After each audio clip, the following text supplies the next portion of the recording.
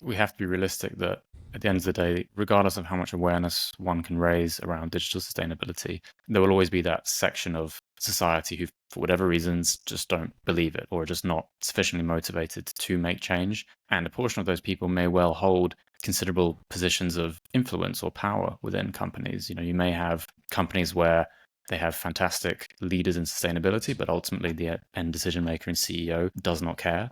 For those kinds of people, we do need to make the business case for sustainability. As you mentioned, that sustainably designed websites have faster loading times, and always bringing it back to the benefits on performance that the sustainable choice makes, where it offers. So it's not seen as you have to make the sacrifice to have the sustainable option. It's actually the optimal business decision going forward, because not everyone will be convinced purely by the planet's need, let's say. Yeah, I totally agree, Chris. And I think, as anyone who has worked in sustainability for any amount of time will know, trying to sell people on sustainability is a challenge. People want to make more sustainable choices generally. Very few people respond and say, I don't want to be more sustainable. But what people also want often is cheap, is a cheaper product, a better quality product, faster delivery of a product, and trying to find ways that,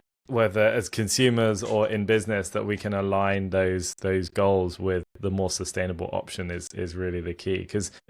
And that's why I think for anyone involved in sustainability, it's finding the ways to align those incentives to make sure that the sustainable option is the cheapest option, is the quality option, is the faster option.